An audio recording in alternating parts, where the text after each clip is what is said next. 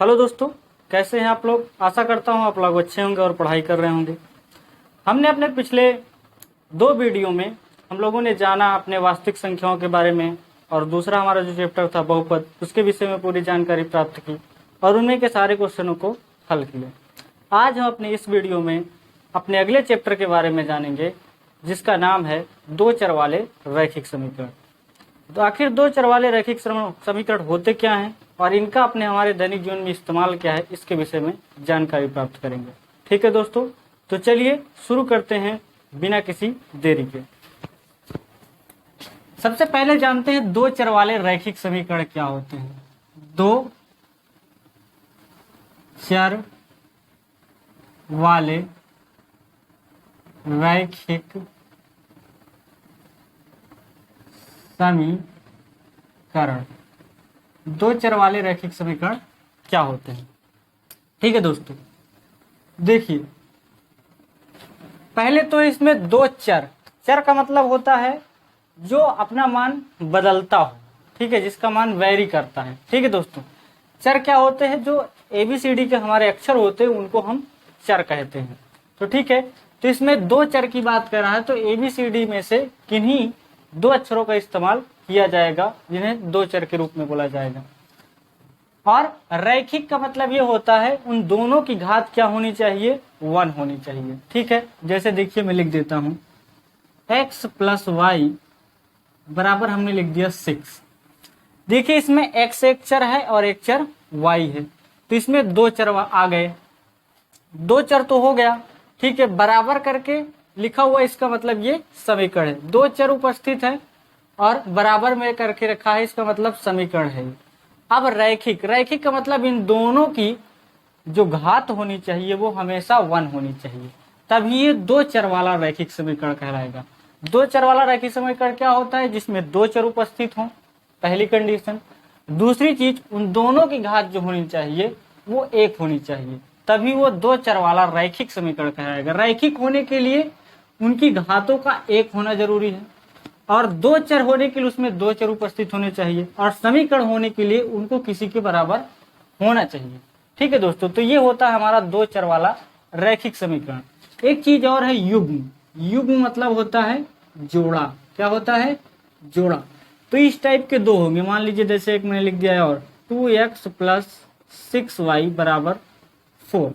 ये है एक समीकरण दो चर वाला, और एक समीकरण ये है, ये भी दो चर वाला। इसमें भी है, देखो x और y दो चर हैं, दोनों की घात 1 1 है, 1 लिखा नहीं जाता है। ठीक है दोस्तों, तो दो चर हैं इसमें, दोनों क्या है, दोनों की घात 1 1 है, इसका मतलब ये भी दो चर राशि वाला रैखिक समीकरण है ये, और दो चर वाला ये भी समीकरण है। ठीक है दोस्तों, दो चर वाला ये भी रैखिक समीकरण है, दो चर वाला ये भी रैखिक समीकरण। ये दोनों को हम कहेंगे एक युग्म। युग्म मतलब होता है जोड़ा, एक जोड़ा है। ठीक है दोस्तों, तो ये होता है हमारा दो चर वाले रैखिक समीकरण। अब जरा इनका ग्राफिकल रूप जान लेते हैं क्या होता है। कोई भी दो चर राशि वाला जो रैखिक समीकरण होता है वो हमेशा किसी न किसी रेखा को प्रदर्शित करता है। कैसी, किस प्रकार की रेखा होगी, वो एक सरल रेखा होगी। किसको प्रदर्शित करता है, रेखा को प्रदर्शित करता है। कोई भी दो चर राशि वाला जो रैखिक समीकरण होता है वो एक रेखा को प्रदर्शित करता है, यानी एक रेखा को बताता है, या एक रेखा का वो समीकरण होता है, ऐसा हम बोल सकते हैं। ठीक है दोस्तों, तो ये भी समीकरण किसी न किसी रेखा को बता रहा होगा, ये भी किसी का रेखा को बता होगा। कैसे पता करेंगे, देखिए इसमें ऐसे आप करके इसको पता लगा सकते हैं।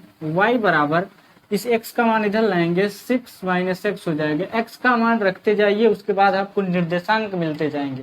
जैसे अगर हमने x का मान 0 रख दिया तो y का मान हमें क्या मिलेगा, 6। तो पहला निर्देशांक हमको मिलेगा 0,6। इसी प्रकार यहाँ 1 रख देंगे तो y का मान आपको क्या मिल जाएगा, 5 मिल जाएगा। तो अगला हमारा हो जाएगा 1,5।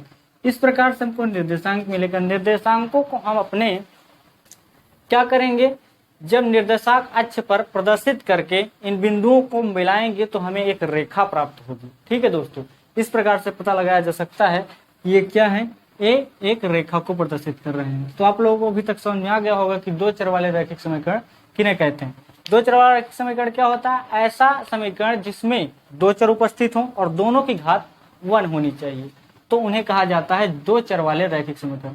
यहाँ एक्स वाई दिया है, कुछ भी हो सकता है, जैसे ए प्लस बी बराबर कुछ भी ले सकते हैं, 5 ले सकते हैं, ए भी हो सकते हैं। एबीसीडी का मतलब कोई भी दो अक्षरों को उठा करके बनाया जा सकता है। जनरली इस्तेमाल एक्स प्लस वाई किया जाएगा, जेड भी इस्तेमाल कर लिए जाते हैं, बट ज्यादातर यूज एक्स प्लस वाई का होता है।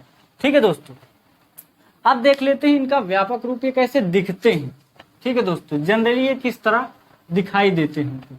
ठीक है, तो दो चर वाले रैखिक समीकरण युग्म का जो व्यापक रूप दिखता हो कैसे है, देखिए ax1 plus b1y plus c1 बराबर 0। ठीक है, दूसरा अगर लिखेंगे a2x plus b2y plus c2 बराबर 0। ठीक है दोस्तों, यहां पर आप लोग ध्यान दीजिएगा, a1 b1 और c1, a2 b2 और c2 ये संख्याएं हैं। ठीक है दोस्तों, ये क्या है, संख्याएं हैं, और इसको कहा जाता है गुणांक। ax का गुणांक क्या है, a1, y का गुणांक क्या है, b1। ये c1 जो है ऑलरेडी एक अचर पद है। अचर पद मतलब कोई भी गिनती है। ठीक है दोस्तों, ये क्या है, कोई भी गिनती है, ये भी गिनती ही है, ये भी गिनती है और ये भी गिनती है। यानी x का गुणांक इसमें a2 है, y का गुणांक b2 है, और ये भी एक अचर पद है। ठीक है, ये भी गिनती है। ये सारे के सारे नंबर्स होते हैं, ये और ये जो लिखे हुए हैं आपको नंबर्स होंगे। तो कोई भी दो चर वाला रैखिक समीकरण जो होता है वो इसी रूप का आपको देखने को मिलेगा। जैसे मैं लिख दे रहा हूं, अभी जो मैंने लिखा था x प्लस वाई बराबर 6, ये भी इसी टाइप का है। देखिए, अगर हम 6 को इधर लेके आएंगे x प्लस वाई, तो प्लस में इधर आएगा माइनस का 6 बराबर का 0।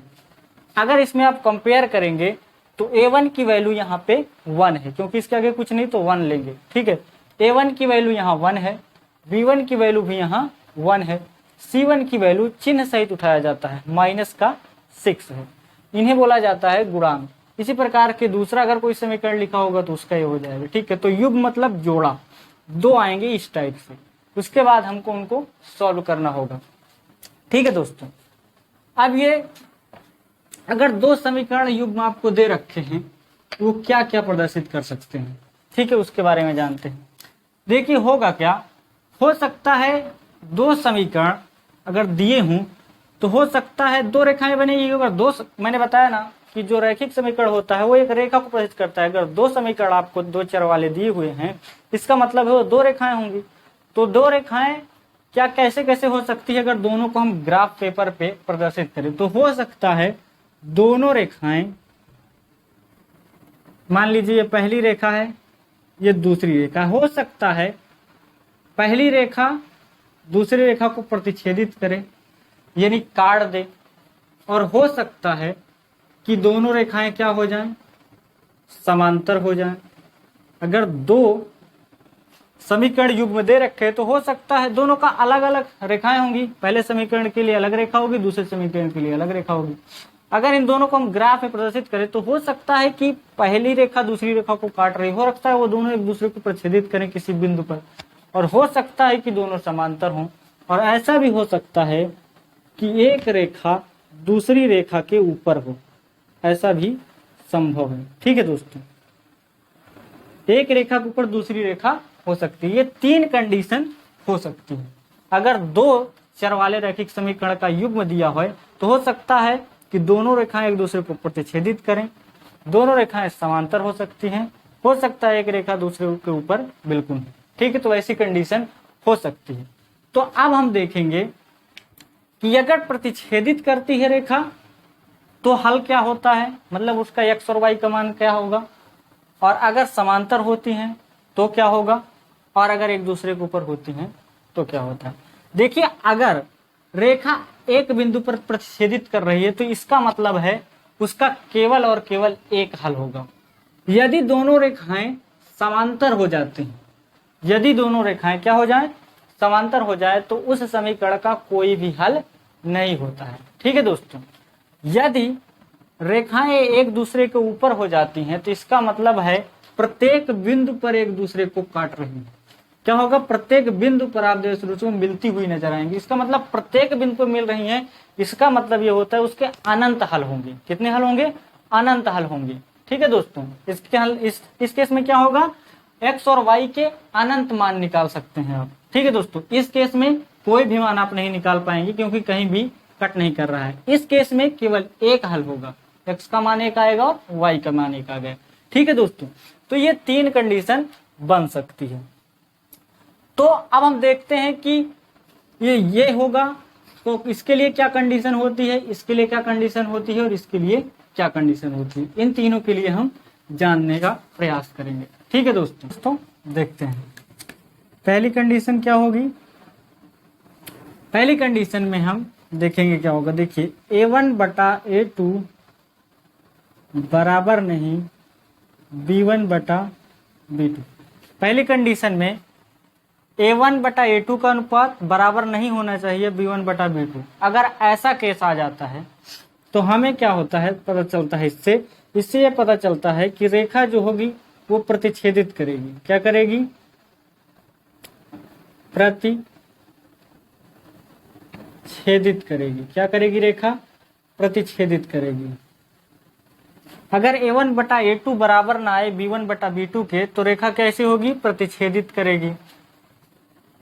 रेखा क्या करेगी, प्रतिच्छेदित करेगी। और जो हमारा हल होगा वो कैसा होगा, केवल एक हल आएगा। केवल क्या आएगा, एक हल, केवल एक हल। यानी x का मान एक होगा कुछ भी और y का मान भी केवल एक ही होगा, कुछ भी हो सकता है।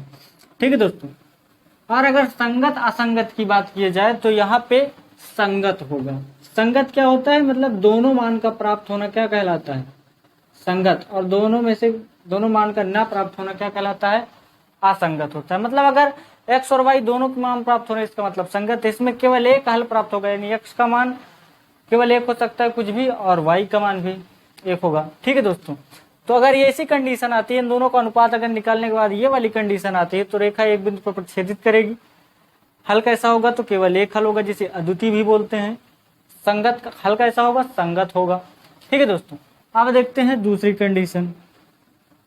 दूसरी कंडीशन में हम देखेंगे यदि a1 बटा a2 बराबर b1 बटा b2 not equal to c1 बटा c2 आ जाए। इस केस में अगर इन दोनों का अनुपात बराबर हो मगर इसका और इसका अनुपात इसके बराबर न आए तो इस केस में क्या होगा, रेखा जो होगी वो समांतर होगी। क्या होगी, रेखा के केस में क्या हो जाएगा, समांतर। समांतर रेखाएं होंगी। कैसी रेखाएं होंगी, समांतर। दोनों रेखाएं क्या हो जाएंगी इस केस में, इस केस में दोनों रेखाएं समांतर हो जाएंगी। हल कैसा होगा, कोई हल नहीं आएगा इसमें। ठीक है दोस्तों, क्या होगा इसमें, कोई हल नहीं। इस केस में कोई हल नहीं होगा। इस केस में क्या होगा, कोई भी हल नहीं। अगर जब हल ही नहीं है तो क्या हो जाएगा, असंगत हो जाएगा। क्या हो जाएगा दोस्तों, असंगत। संगत का मतलब होता है दोनों मान आ जाएं, असंगत का मतलब मान ना आए। ठीक है दोस्तों, इसके बाद तीसरी कंडीशन क्या हो सकती है। 3 कंडीशन मैंने बताया था, पहले मैंने आप लोगों को चित्र बना के दिखाया। एक बिंदु पर प्रतिच्छेदित करती हैं, फिर दोनों समांतर हो सकती हैं, फिर दोनों समपाती हो सकती है। तो जो प्रतिच्छेदित करती है तो ये वाला केस होगा। हर बार तो ग्राफ बना के नहीं देखेंगे, तो इसलिए ऐसे चेक कर सकते हैं, इसका एक तरीका है। तो इन दोनों का अनुपात निकालेंगे। अगर a1 बटा a2 not equal to b1 बटा b2 हो जाएगा तो रेखा प्रतिच्छेद करेगी, केवल एक हल होगा और संगत होगा। यदि ऐसा केस बनता है तो रेखाएं समांतर हो जाएंगी, इसमें कोई हल नहीं आता है और असंगत होता है। तीसरी कंडीशन क्या हो सकती है, a1 बटा a2 बराबर b1 बटा b2 बराबर c1 बटा c2। अगर ये तीनों बराबर आ जाएं तो रेखाएं क्या होगी, समपाती। रेखा कैसी हो जाएगी, समपाती रेखाएं हो जाएंगी। क्या हो जाएंगी दोस्तों, समपाती रेखाएं। रेखाएं इस केस में हमारी समपाती हो जाएंगी और इसके अनंत हल होंगे। क्या होंगे, अनंत हल। इसके अनंत हल होंगे और प्रत्येक हल जो होगा वो संगत होगा। ठीक है दोस्तों, क्योंकि हर केस में x और y दोनों का मान निकलेगा। ठीक है, तो ये हमारी कंडीशन होती है।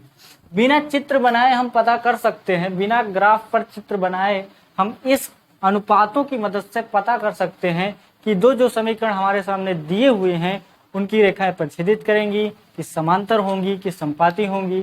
अगर प्रच्छेदित करेंगी तो हल कैसा होगा, अगर समांतर होगी तो हल कैसा होगा, संपाती होगी तो हल कैसा होगा। ठीक है दोस्तों, तो ये थी हमारी सारी कंडीशन। इसके बाद हम लोग अपने अगले वीडियो में प्रश्नावली जो 3.1 होगी उसको हम लोग सॉल्व करवाएंगे, उसमें के क्वेश्चन को। तो आज के लिए बस इतना ही, तो पढ़ाई करते रहिए। ठीक।